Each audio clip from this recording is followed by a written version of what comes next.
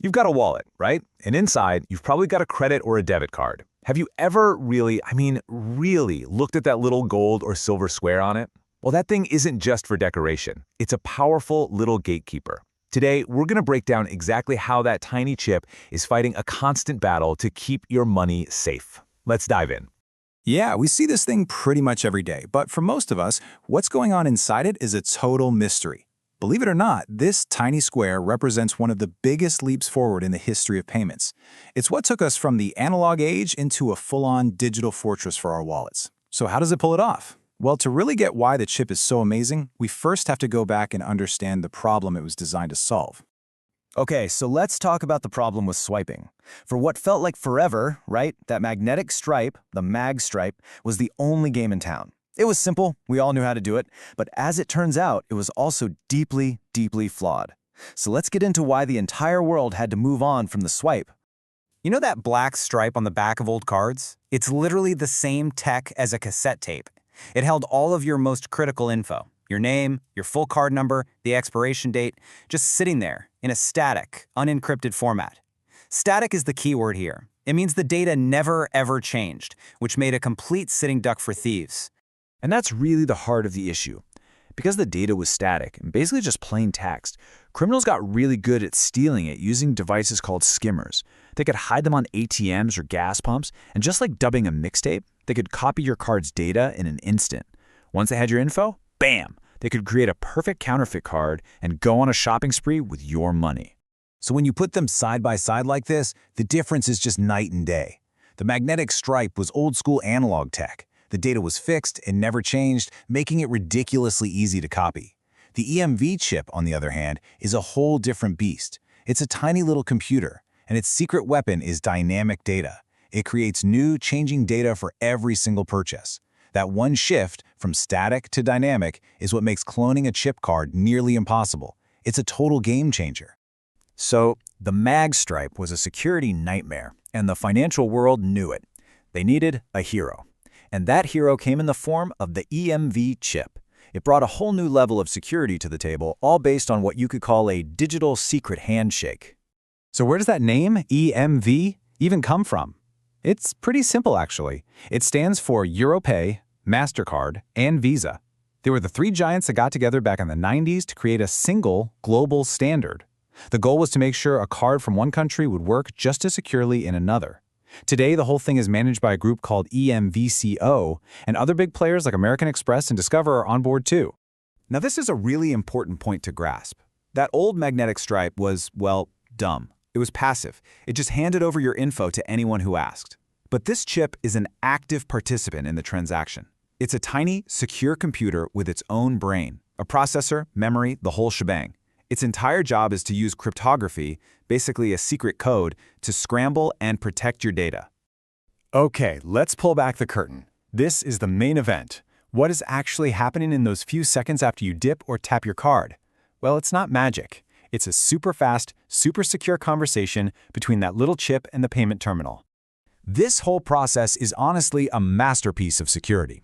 First, you dip or tap, and the terminal sends a little jolt of power to the chip to wake it up. Then comes that secret handshake where the chip and terminal check each other out to make sure they're both legit. Next, the chip creates a totally unique one-time use code. And here's the most important part. Only that temporary code gets sent to the bank for approval. Your permanent card number stays safely tucked away. And that special, one-time code, it has a name. It's called a cryptogram. And this is the absolute heart of EMV security. The best way to think of it is like a secret password that self-destructs. It's created for one specific purchase, and the second the transaction is over, poof, it's completely useless.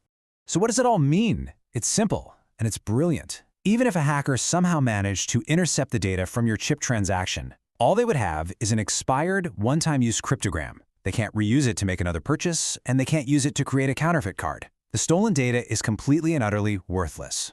Now, this tech isn't just a cool concept. Its real-world impact has been absolutely massive. Let's look at the numbers and the policies that turn this tiny chip into a global security standard. Take a look at that number, 80%. What do you think that represents? That is the drop in counterfeit card fraud at U.S. businesses after they upgraded to chip-enabled terminals. an 80% reduction. This wasn't just a small improvement, it was a fundamental game changer in the fight against fraud. Now, this change didn't happen overnight. The whole thing started way back in 1994. Europe and many other parts of the world adopted the tech in the early 2000s, but the big push in the United States really kicked into high gear in 2015, all because of one very powerful incentive. And that incentive was called the liability shift. Before 2015, if a fake card was used at a store, the bank usually had to eat the loss. But after the shift, the rules changed. If a merchant hadn't upgraded to a chip reader and fraud happened, that merchant was now on the hook for the cost. You can imagine that created a massive incentive for businesses everywhere to upgrade their equipment and to do it fast. And the result of that global push is clear. Today, EMV isn't a niche technology. It is the dominant global standard. Think about this. Over 90% of all face-to-face card transactions across the entire planet are now secured by this tiny chip. That's incredible. But here's the really cool part. The EMV chip didn't just solve the problems of the past, it actually created a secure platform for the future of payments. So let's take a little peek at what's coming next.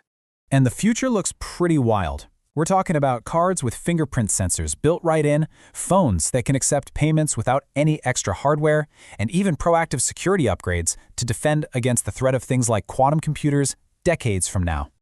The biometric card is a perfect example of this evolution. When you go to pay, you'd place your thumb right on a sensor on the card. Your fingerprint is then matched right there on the chip itself. And crucially, your biometric data never leaves the card. It's not sent to the bank or stored on some server. This provides the ultimate combination of security and privacy. And that brings us to a final thought. The EMV chip started by making a simple piece of plastic intelligent. The next step seems to be merging our identity with our payment method so securely that the card as we know it might just disappear. The foundation of trust built by that tiny chip is paving the way for a future where the most secure password of all is you. Don't forget to like and subscribe for more How Meets History.